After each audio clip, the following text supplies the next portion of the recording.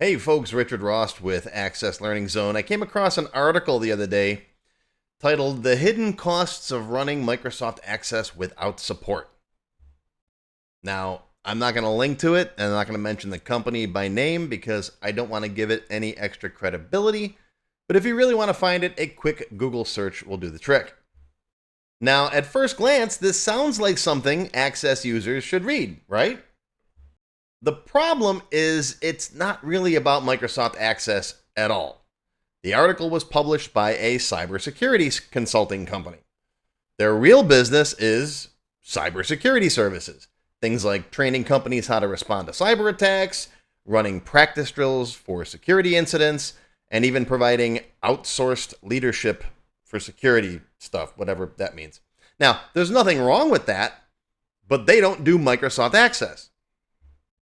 What's happening here is a classic keyword play. They slap Microsoft Access onto the headline of an article to catch people searching for database help, but the content itself is just generic advice about how any unsupported software can be risky.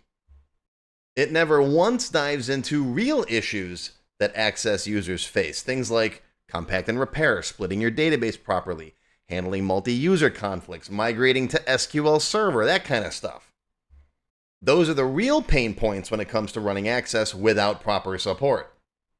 And those are the areas where you might need actual Access expertise. So here's my advice. Don't get distracted by generic articles that really aren't about Microsoft Access and they're not written by Access experts. If you need help with your Access database, check out one of the trusted consultants in my Access developer network. And if your goal is to learn how to manage, maintain, update, and secure your own database, well, that's where I come in. I've got courses that cover everything from beginner lessons to advanced development to security and more. So the bottom line is, yes, Access needs support, but it needs support from people who actually know Access. Don't fall for all the clickbait. Live long and prosper, my friends. I'll see you next time.